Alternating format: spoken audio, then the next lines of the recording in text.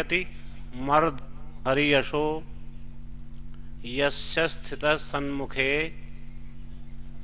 यस्य भ्राम्यति चामरं प्रियसखो बालो हि वामे स्थितः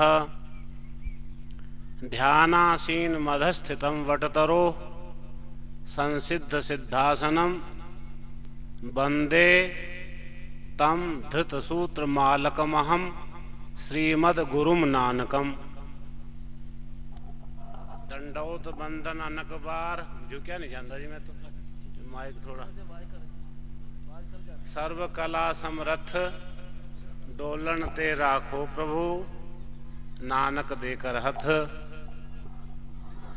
ध्येयम सदा परिभवग्न मभीष्ट दोहम तीर्थास्पदम शिव विरंचनुतम शरण्यम भृत्यार्तिहम प्रणतपाल भवाभिपोतम वंदे महापुरुष ते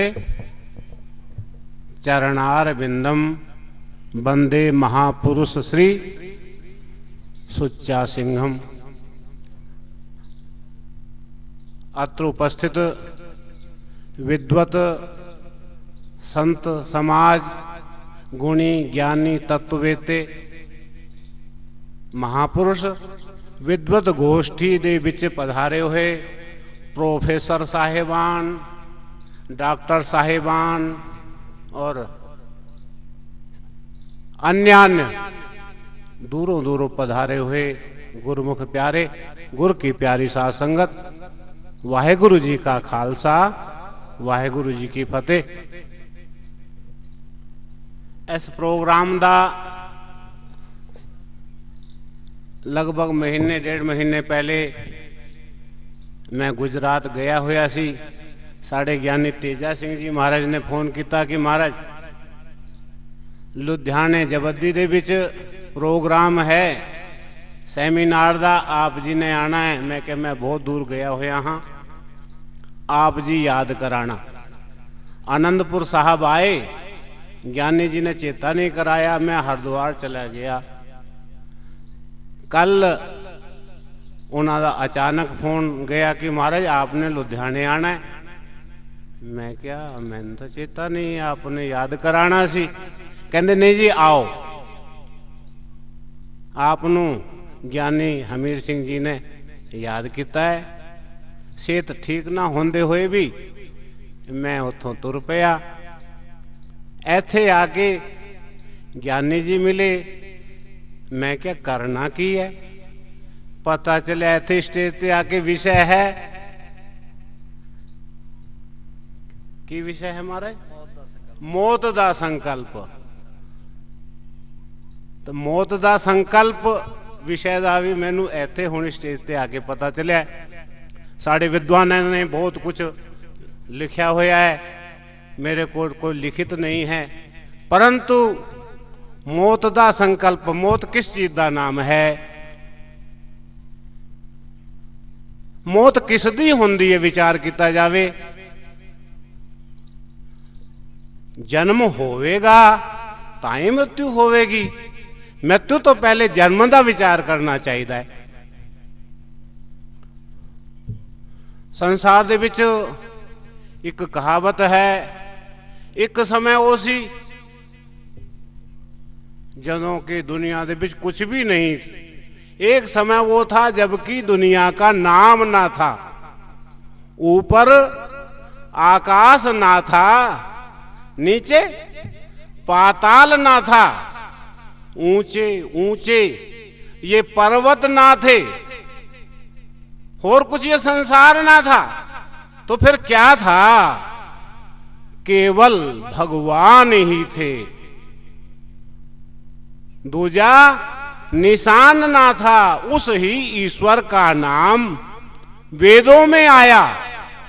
ओम हमारे गुरुओं ने जिसका नाम रखा श्री गुरु ग्रंथ साहब जी महाराज के आद में उस ही परमेश्वर का नाम एक ओंकार करके जिसका नाम है आकार उकार और मकार के रूप में जिसको वेदों में ने कहा है उस अकाल पुरख परमेश्वर जो पहले सबसे पहले था, आदि पूर्ण मध्य पूर्ण अंत पूर्ण परमेश्वर है, उस परमेश्वर के हृदय में सबसे पहले संकल्प हुआ। क्या संकल्प? भी मैं अकेला हूं, संसार में कैसे रहूं, उसको संकल्प हुआ। उपनिषदों में इसको इस रूप से कहा हुआ है, एको हम बहुश्याम प्रजायेय। मैं एक हूं, बहुत हो जाऊं, तभी तो संसार चलेगा।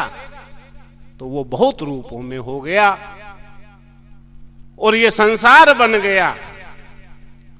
हमारे शास्त्रों में है कि जातस्य ही ध्रुवो मृत्युर, जिसका जन्म होगा उसकी मृत्यु अवश्यम भावी है। जो संसार में आया है वो अवश्य जाएगा। वाणी कहती है, घल्ले आवह नानका सद्दे ही उठ जाए।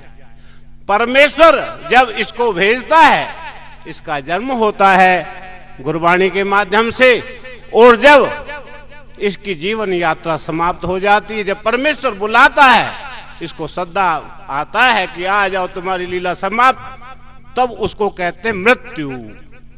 मृत्यु नाम किसका है? ये शरीर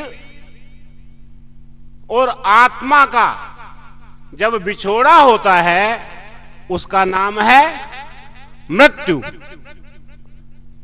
क्यों कि ये देह जो है, इसका निर्माण कैसे हुआ है? पंचभूतों से इसका निर्माण हुआ है। पृथ्वी, जल, तेज, वायु, पृथ्वी, अग्नि आदि, इन सब 5 तत्वों से इसका निर्माण हुआ है। और इसके बीच में जो चेतन तत्व है, अकाल पुरख परमात्मा आकर के बैठा हुआ है, जिसको हम आत्मा करके कहते हैं। जब वो आत्मा इससे निकल जाता है तो इसको, उसी का नाम क्या है? मृत्यु है। देह और आत्मा के बिछोड़े का नाम ही मृत्यु है। संसार में क्योंकि माता पिता के द्वारा इस शरीर की उत्पत्ति हुई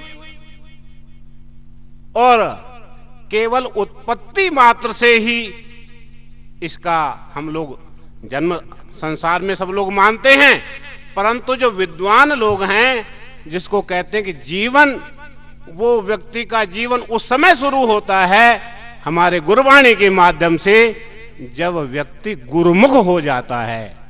जब तक जीवन में गुरु के वचनों को, वाणी को हृदय में ये जब तक नहीं उतारता, तब तक जीवित रहते हुए ही मरा हुआ है। और भाई मृत्यु तो अवश्यम भावी है। जैसे हमारे बतला रहे थे प्रोफेसर साहब, डॉक्टर साहब, कि मृत्यु अटल सिद्धांत है, जाना सबको है। क्योंकि जो उपजो सो बिनस है। परंतु जो दार्शनिक विद्वान हैं, वो कहते हैं जन्म मरण दोहों में नाही। वाणी कहती है आत्मा तो न जायते न म्रियते, उसका ना जन्म होता है न मरण होता है। न जायते म्रियते वा कदाचिन नायम आत्मा भविता वा न भूयः अजः नित्यः शाश्वतः अयम पुराणः।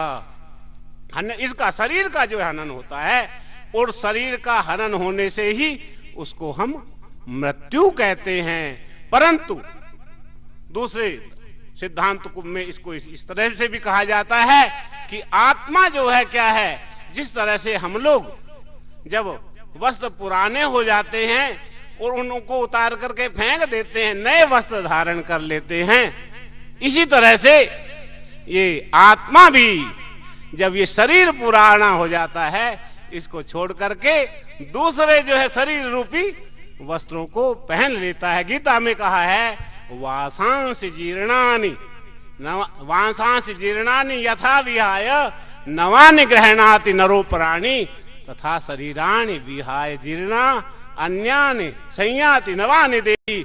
नहीं, आप लोगों को ये जानकारी होगी, जानते हैं आप सब लोग, एक ऐसा बरसात में कीड़ा होता है, वो चलता है तो पहले आगे पैर रखता है, तब पीछे के पैरों को त्रिंजलुका करके कहते हैं।